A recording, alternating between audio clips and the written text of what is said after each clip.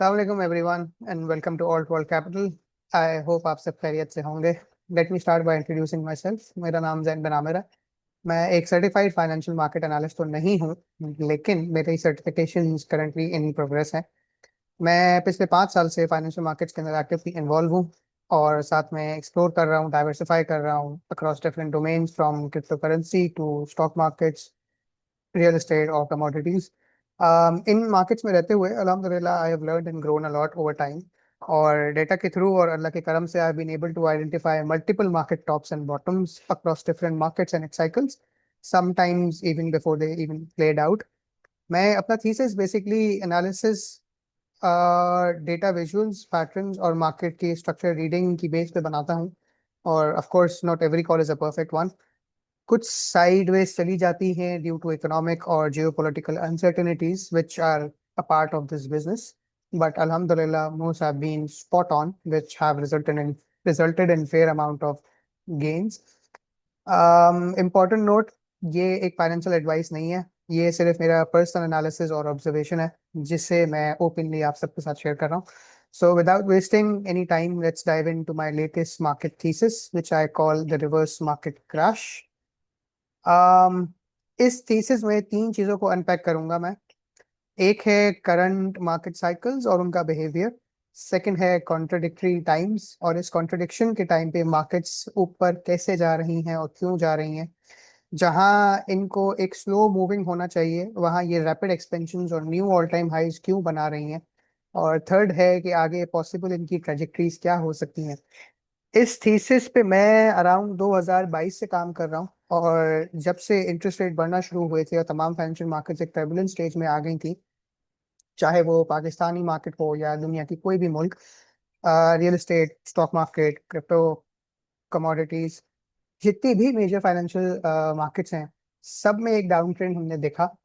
कुछ markets recover हो गई, कुछ अभी भी अपने ऑल टाइम हाइस पे चल रही हैं, लेकिन कुछ अभी भी ऐसी हैं जो काफी एक स्लो रिकवरी स्टेजेस में है. ये थीसिस मेरा इंटायरली यूएस डॉलर से कोरिलेटेड है. शायद आप मेरी बात से इत्तेफाक ना करें, लेकिन हमारी और काफी मुल्कों की इकोनॉमी जो है वो यूएस डॉलर के डायनामिक्स से ही चलती है. जैसे यूएस डॉलर इस वक्त वर्ल्ड की रिजर्व करेंसी है और जो भी इम्पैक्ट यूएस डॉलर पर आता है उसका डोमिनो इफेक्ट लगभग तमाम इकोनॉमीज पर भी पड़ता है, चाहे वो पॉजिटिव हो या नेगेटिव हो. और जब तक ये यूएस डॉलर हमारी दुनिया का रिजर्व करेंसी बना रहेगा तब तक ये डोमिनो इफेक्ट्स पॉजिटिव भी और नेगेटिव भी ये हम सब पे पड़ते रहेंगे. इस थीसिस के लिए मैंने काफ़ी डिटेल रिसर्च की है, एक्सपर्ट ओपिनियंस लिए हैं और डिस्कशंस को कंपाइल किया है. सबसे ज़्यादा क्रेडिट इसका एक ऑस्ट्रेलिया का मार्केट एनालिस्ट है, क्रेग टैपिंग, उसको जाता है क्योंकि उनकी रिसर्च और रिपोर्ट्स ने मेरी एनालिसिस में काफ़ी सिग्निफिकेंट रोल प्ले किया है. काफ़ी मेरी क्वेरीज और काफ़ी मेरे सवालात जो बहुत टाइम से इन मार्केट्स में रहते हुए मेरे थे, वो उसको पूरा एक अनपैक किया है. हम स्टार्ट करते हैं. आज बेसिकली इसके ऊपर बात करेंगे कि क्या मार्केट्स वाकई ओवर एक्सटेंडेड हैं या हमें कोई पोटेंशियली क्रैश देखने को मिल सकता है. अभी रिसेंट टाइम के ऊपर मेरी काफी लोगों से डिस्कशन चलती रही और उन लोगों का मानना ये था कि मार्केट्स अब ओवर एक्सटेंशंस के अंदर हैं. और जैसा कि हमने ईयर 2000 में यानी डॉट कॉम बबल जिसको कहा जाता है, या 2008 जिसको जीएफसी यानी ग्लोबल फाइनेंशियल क्राइसिस कहा जाता है, वैसा ही किसी किस्म का क्रैश या उसी तरह का कोई साइकिल हमें रिपीट देखने को मिल सकता है. और इनफैक्ट सोशल मीडिया के ऊपर भी इसके ऊपर काफी वीडियोस वायरल हो रही हैं. सवाल ये है, क्या वाकई ऐसा कोई क्रैश आने वाला है? क्या ऐसी प्रोबेबिलिटीज इस वक्त मौजूद हैं? इसको इस पर्टिकुलर सेक्शन को अनपैक करने के लिए हम पहले देखते हैं 2022 से लेके जब इंटरेस्ट रेट बढ़ना शुरू हुए, जब क्वांटिटेटिव टाइटनिंग शुरू हुई अ, और क्वांटिटेटिव ईजिंग खत्म हुई, उस वक्त 2022 से लेके 2025 जो अभी हम करंट स्टैंडिंग पोजीशन पे हैं, ये हमारा पीरियड कैसा रहा. हम 2022 से अगर स्टार्ट करें तो हमारे पास सबसे पहले थे इंटरेस्ट रेट हाइक्स जो कि हाईएस्ट रहे अपने पिछले 20 साल के अंदर. इसी तरह फिर डॉलर ने स्ट्रेंथ गेन करना शुरू की, क्योंकि जब इंटरेस्ट रेट बढ़ेगा तो ऑटोमेटिकली डॉलर स्ट्रेंथ हो रहा है, डॉलर स्ट्रेंथ हो रहा है तो बाकी दुनिया की करेंसीज वीक पड़ेंगी और उससे एक ग्लोबल केओस शुरू हुआ. साथ में फिर हमने देखा कि रशिया वर्सेस यूक्रेन शुरू हुआ, जिसकी वजह से एक पैनिक सिचुएशन थोड़ी और बढ़ना शुरू हुई। साथ में ऑयल प्राइसेस भी हाइक होना शुरू हुई और नियर अबाउट ऑल टाइम हाइस के करीब जाके खड़ी हुई in a matter of few months, जबकि वो सालों से एक काफी बड़े डाउन ट्रेंड के अंदर थी और आज भी हैं। इन्फ्लेशन, जब ऑयल प्राइसेस बढ़ी, डॉलर बढ़ा, आपकी कमोडिटी मार्केट थोड़ी सी एक्सटेंड करना शुरू हुई, तो लाजमी सी बात है उसका इफेक्ट आपको इन्फ्लेशन, फिर उसके बाद एक हाइपर इन्फ्लेशन पे पड़ेगा। वो हमने देखने को मिला जब करेंसीज डिस्टेबलाइज होना शुरू हुई, तो ऑटोमेटिकली कुछ कंट्रीज ऐसी थी जो डिफॉल्ट हो गई, कुछ ऐसी हुई जो एक डिफॉल्ट के स्टेज पे जाके खड़ी हो गई, जैसे जिसमें से हम Pakistan was one of them. साथ में पॉलिटिकल इंस्टेबिलिटी भी हमने दुनिया भर में देखी, खासतौर पे 2022 में, जहाँ पे अदम एतमाद के नाम पे काफी ज्यादा गवर्नमेंट चेंज हुई। इन सब के साथ साथ बैंकिंग क्राइसिस भी शुरू हुए, चाइना में बैंकिंग क्राइसिस शुरू हुए, और छोटे और कुछ रीजनल बैंक्स वहाँ बैंकिंग क्राइसिस शुरू हुए। उन बैंकिंग क्राइसिस को कवर अप करने के लिए फेड ने बेसिकली मनी इंजेक्शन शुरू की। इसके साथ फिर 2023 में भी और 24 में भी मजीद हमने, इनफैक्ट 25 में भी हमने जियो पॉलिटिकल और जियो इकोनॉमिकल इंस्टेबिलिटी भी देखी। और इसके साथ हमने फर्दर वॉर एस्केलेशंस भी देखी, जैसे Pakistan, India, China, Taiwan, Australia, China. Australia China तो खैर बड़ा एक माइनर था। ईरान वर्सेस इसराइल, जो कि एक सख्त एक जून के अंदर 2025 में हमने देखा कि वो एक थोड़ा एक्सटेंसिव हो गया था। इन सब चीजों के साथ साथ हमने यूएस लेबर मार्केट को देखा कि यूएस लेबर मार्केट में जो डेटा की मैनिपुलेशन थी वो हद से ज्यादा हुई। दुनिया में इससे पहले कभी नहीं हुआ कि डेटा को रिवाइज किया गया हो और फ्रॉड डेटा, जो खासतौर पे एक लेबर मार्केट है, उसको अगर एसेस किया जाए तो वो एक एक्सटेंसिव नंबर के ऊपर बड़ा खराब है। 8 लाख जॉबें उस वक्त फ्रॉड निकली, जिसमें से उनकी रियलिटी नंबर पर अराउंड शायद 116 थे या 97,000 थे। अब अगर मिसाल है, लाख जॉबें थी और 8 लाख जॉबें दिखाई गई, इसका मतलब कि 7 लाख लोग यानी 7 मिलियन फैमिलीज वर अफेक्टेड। तो लाजमी सी बात है आपकी इन्फ्लेशन भी कंट्रोल थोड़ी बहुत उसकी वजह से की गई, एज पर द डेटा। इसके साथ हमने फिर ट्रम्प टैरिफ जो इस साल शुरू हुआ, हमने उसकी टर्बुलेंस भी देखी और उसके भी आफ्टर इफेक्ट्स भी देखे अभी, वो भी साथ में चल रहा है। लेकिन इन सब के बावजूद, इन सारे अनफेवरेबल फैक्टर्स को सामने रखते हुए, इस सब के बावजूद जितने मेजर मार्केट के इंडेक्सेस हैं, तमाम अभी भी ऑल टाइम हाईस को अपने सोल्ड कर रहे हैं। तो हाँ, नेचुरली कंसर्न तो बनता है कि will this lead to a global financial market crash और अ मार्केट रीसेट, और is there a different story behind these numbers? Could this be a reverse market crash, जो मेरा थीसिस है इसके ऊपर, where traditional assets like bond and fiat currency basically starts failing instead.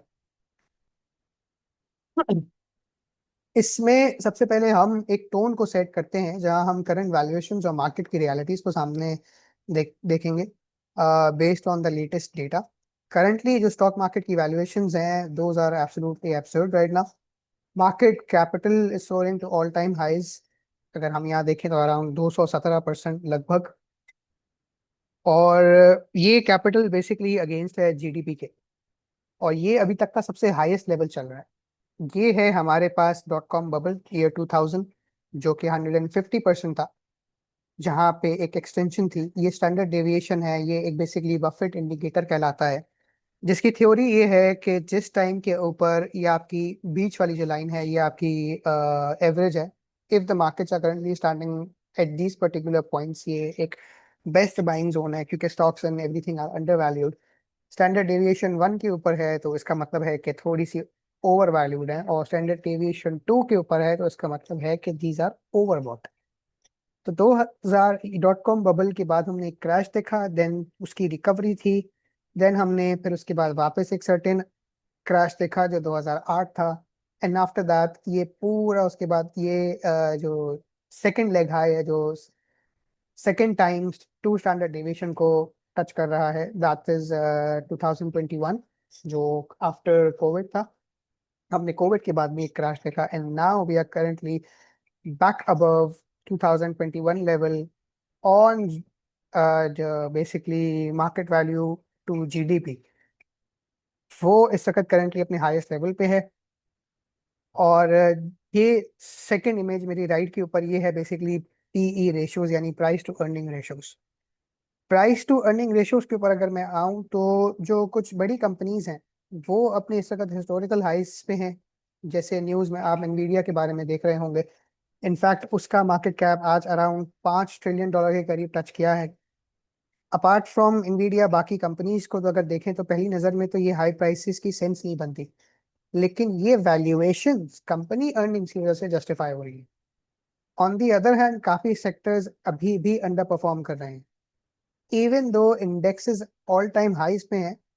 और ये trend सिर्फ US market में नहीं, ऑलमोस्ट तमाम ग्लोबल मार्केट्स में ऑब्जर्व किया जा सकता है इंक्लूडिंग पीएसएक्स। अब इसका रीजन क्या है? तो अभी तक जो इंडेक्सेस हाई हैं उसको समझे कि ये एक कॉन्सेंट्रेटेड बुल मार्केट के अंदर है। मतलब कुछ जायंट टेक कंपनीज ने परफॉर्म किया है और बाकी अभी भी अंडर परफॉर्मिंग सेक्टर्स हैं। और पीई रेशो यानी प्राइस टू अर्निंग रेशो अपने उसको एवरेज करके बेसिकली नीचे रख रही है जो अंडर परफॉर्मिंग सेक्टर्स हैं उनकी वजह से। अब जैसे पीएसएक्स में जब ट्रेंड स्टार्ट हुआ इन लास्ट 2023 के अगस्त के बाद, तो सबसे ज्यादा जो आउट परफॉर्म किया वो बैंकिंग सेक्टर था। और बाकी सेक्टर्स अभी तक भी, आज भी कुछ सेक्टर्स ऐसे हैं 2025 में जो अभी भी अंडर परफॉर्म कर रहे हैं। और इंडेक्स एक सेक्टर की वजह से अपने all time highs daily basis पे प्रिंट कर रहा था। अब पी रेशो को देखते हुए ये तो क्लैरिटी मिल गई कि हमारे पास के अभी हम एक बबल में नहीं है। स्टॉक प्राइसेस हाई हैं, ये जस्टिफाइड है given price to earning ratios की वजह से। लेकिन ओवरऑल मार्केट कैपिटलाइजेशन के हिसाब से अभी भी हम एक्सट्रीमली ओवर वैल्यूड के ऊपर हैं। अब 2021 के लेवल को देखें आप। ये 2021 का लेवल है, ये 2008 है, ये ईयर 2000 है और ये हम करंट है। 2008 को यूजुअली नहीं माना जाता क्योंकि यहाँ पे जो पीई रेशोज हैं यानी अर्निंग्स हैं कंपनीज की वो एकदम से प्लम्प हो गई थी और उसके बाद वापस ड्रॉप हो गई थी क्योंकि अनसस्टेनेबल मूव्स थी यहाँ पे। इन्फ्लेशन की वजह से, हाउसिंग मार्केट क्रैश की वजह से, क्योंकि जितना एक जो बबल बर्स्ट हुआ था वो एक हाउसिंग मार्केट रिलेटेड था, नॉट अदर मार्केट्स। ये डॉट कॉम का बबल है। यहाँ पे इस लेवल पे 2021 में भी नहीं आए। लेकिन 2021 में जो मनी प्रिंटिंग की गई वो एक आपकी लॉकडाउन सिचुएशन, इकोनॉमीज तकरीबन दुनिया की तमाम बंद थी, उस सिचुएशन में प्रिंटिंग जरूरी थी, की गई। उसके बाद से हम नीचे रिबाउंड होने के बाद अब जब वापस एक रिकवरी स्टेज के ऊपर हैं, हम अभी भी 2021 के लेवल को टच नहीं कर रहे प्राइस टू अर्निंग के रेशो के हिसाब से। Still the markets are standing at their all time highs. तो ये जस्टिफाई कर रही है ये चीज कि हम अभी भी एक बबल के अंदर नहीं है। हाँ, अगर हम total market cap to GDP को देखें तो वो एक्सट्रीमली ओवर वैल्यूड है। सवाल ये होता है कि अगर एक्सट्रीम वैल्यूएशंस हैं तो करेक्शंस ड्यू होनी चाहिए। लेकिन यहाँ ये भी देखना जरूरी है कि जो कंज्यूमर और कॉर्पोरेट डेट है वो अपने रिकॉर्ड हाइस पे है आज। पहले नहीं था, 2021 में नहीं था कंज्यूमर डेट और कॉर्पोरेट डेट। कॉर्पोरेट डेट 2008 में इतना नहीं था कंपेरेटिवली अभी के। उसके बावजूद मार्केट्स अपने ऑल टाइम हाइस पे हैं। इसको साथ में देखते हुए हम गूगल ट्रेंड्स को अगर उठा के देखें तो अभी जो मार्केट में एक रिटेल इन्वेस्टमेंट करने वाले हैं यानी मैं और आप, तो 2021 के लेवल के हिसाब से भी हम उसके करीब नहीं हैं। हमारी क्वांटिटी रिटेल इन्वेस्टर्स की 2021 के हिसाब से भी करीब नहीं है। जो हैं वो लॉन्ग टर्म इन्वेस्टर्स नहीं हैं, मोस्टली क्विक प्रॉफिट्स लेके बाहर इन एंड आउट करते हैं, तो मतलब कैपिटल उनका मार्केट में सस्टेन्ड नहीं रहता।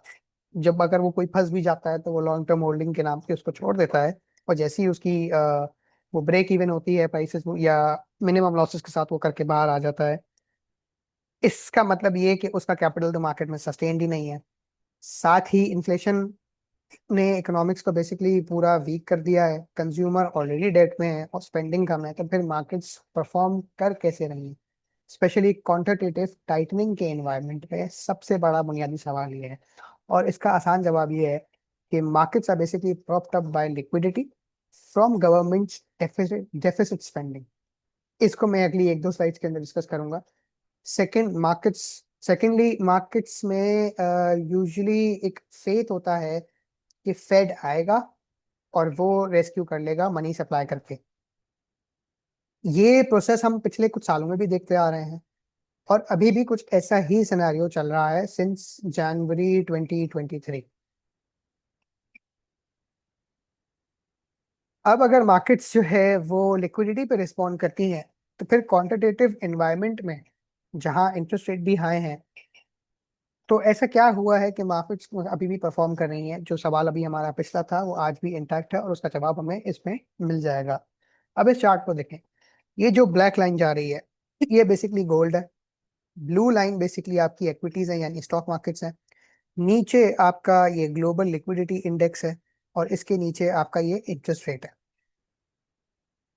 अब पहले तो हम यहाँ देखते हैं कि जब लोअर इंटरेस्ट रेट थे, क्वांटिटेटिव आपकी ईजिंग थी, $9 ट्रिलियन प्रिंट हुए, इक्विटीज का एक बुल मार्केट साइकिल स्टार्ट हुआ। सिमिलरली, एक सेकेंड, हाँ, फिर इसके बाद हम ये देखें कि इस पीरियड के अंदर अगेन इंटरेस्ट रेट यहाँ पे बढ़ना शुरू हुए थे, but still they were low. Quantitative tightening remove हो गई थी लेकिन इंटरेस्ट रेट थोड़ा सा बढ़ना शुरू हुए थे कंपैरेटिवली, अभी भी लो है। क्वांटिटेटिव ईजिंग फिर हुई, यहाँ पे फिर $7 ट्रिलियन प्रिंट हुए and again market started to soar. Equity market, black line तो मैं अभी कंसिडर नहीं कर रहा क्योंकि उसके ऊपर अभी बाद में बात करेंगे। फिर during Covid quantitative easing remove हुई और क्वांटिटेटिव टाइटनिंग रिमूव हुई, इंटरेस्ट रेट ड्रॉप हुए, क्वांटिटेटिव ईजिंग आई और $13 ट्रिलियन प्रिंट हुए और उसके बाद अगेन मार्केट सोल्ड। अब एवरी सिंगल टाइम जब क्वांटिटेटिव टाइटनिंग आई है तो यहाँ पे हम ये भी देख सकते हैं कि मार्केट ज्यादा साइडवेज हुई है और पोटेंशियली थोड़ा सा एक रिवर्स पुल बैक आया है। सेम केस इधर भी हुआ। अच्छा, इस 2015 वाले 15 से 16 के दरमियान $1 ट्रिलियन रिमूव हुआ है और जो प्रिंट हुआ था वो 9 ट्रिलियन था। सिमिलरली सेकेंड स्टेज में 18 से 19 के दरमियान $2 ट्रिलियन रिमूव हुआ है कंपैरेटिवली और $7 ट्रिलियन प्रिंट हुआ था। इस बार $7 trillion have been removed from the economy and yet the markets are still storing highs। ये एक सबसे बड़ा सवाल है कि ये क्या हो रहा है और क्यों हो रहा है। थ्योरेटिकली इस पर्टिकुलर फेज के अंदर सब कुछ स्लो डाउन हो जाना चाहिए, बट फिर भी मार्केट्स आउट परफॉर्म कर रही हैं। सॉरी। अब इसको समझना जरूरी है कि एक कॉन्ट्रैक्शन के पीरियड में जहां पे लिक्विडिटी को मार्केट से रिमूव किया जा रहा है इंजेक्ट करने के बजाय, और लिक्विडिटी रिमूव करने का जो ओवरऑल अमाउंट है compare to previous ones is significantly high, given कि इंटरेस्ट रेट्स अपने ऑल टाइम हाइज यानी ऑल टाइम हाइज तो नहीं बट हाँ लास्ट 2 डेकेड्स के अंदर 20 सालों में सबसे ज्यादा हाइज पे चल रहे हैं। तो ये सिनेरियो क्या प्ले आउट हो रहा है, क्यों प्ले आउट हो रहा है, इसके लिए हमें थोड़ा सा मजीद डीप डाइव करना पड़ेगा। वो मैं आपके साथ नेक्स्ट स्लाइड में करता हूँ। यहाँ पर्टिकुलरली एक चीज का आपको मैं एक नोटिफाई कर रहा हूँ कि every time there is a bull cycle on gold, money has been rotated. Gold ने एक रिट्रेसमेंट ली है बड़ी और उसके बाद एक एक्सपेंशन लेग शुरू हुई है वापस से इक्विटीज की। सिमिलरली हमने इधर देखा। सिमिलरली अभी हम एक स्टेज के ऊपर हैं जहां पे गोल्ड अपने एक बुल साइकिल के अंदर चल रहा है, कमोडिटी साइकिल में, और इसके बाद हम यहाँ पे एक इक्विटी साइकिल की भी कंटिन्यूएशन देखने को मिल सकती है। दो ये प्रोबेबिलिटी है, अभी एक कंफर्मेशन के स्टेज पे नहीं है हम। अब इसके अंदर अगर हम यहाँ देखें तो जो रेड लाइन जा रही है ये है बेसिकली फेड्स की पॉलिसी जो मनी को कंट्रोल करती है। ब्लैक लाइन को देखें तो ये है फिस्कल पॉलिसी, ये बेसिकली आपकी यूएस गवर्नमेंट है। इस डेटा से जो ये नजर आ रहा है कि 2008 का जो क्रैश है उसके बाद फेड ने मनी को प्रिंट किया। फेड ने 2013 में उसके बाद फिर इंटरेस्ट रेट हाइक आया 2012 से 13, फिर मनी प्रिंटिंग हुई। फिर उसके बाद जो कोविड का पीरियड था तो यहाँ पे एक बहुत बड़ी अमाउंट प्रिंट हुई मनी की। लेकिन 2022 के बाद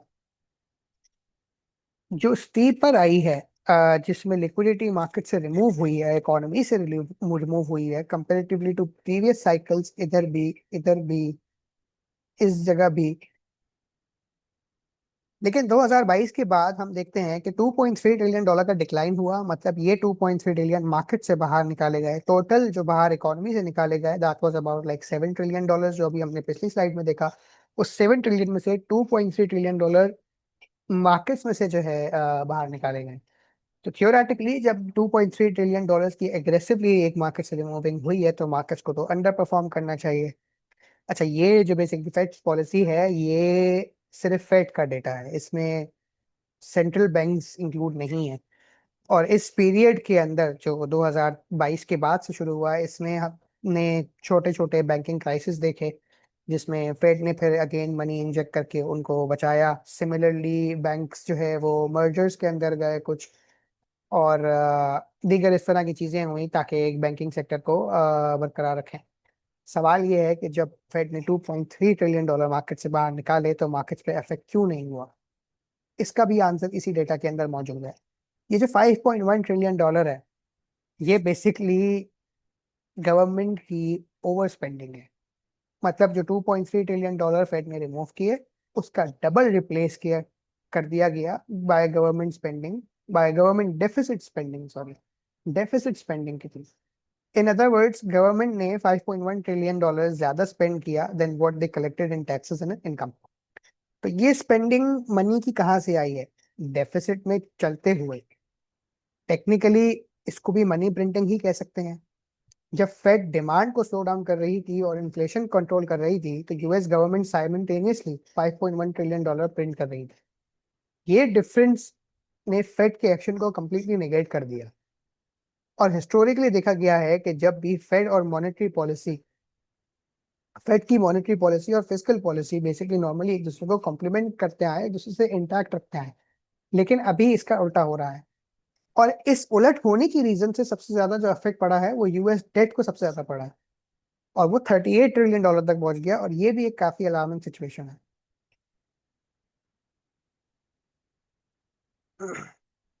अब जब हम डेफिसिट स्पेंडिंग को देख रहे हैं तो क्लैरिटी मिलती है कि फाइनेंशियल मार्केट्स का जो एक सिस्टम है वो यूजुअली आर्टिफिशियल ग्रोथ के ऊपर ही चल रहा है, इसीलिए उनके प्रोजेक्शंस निकालना इजी होता है।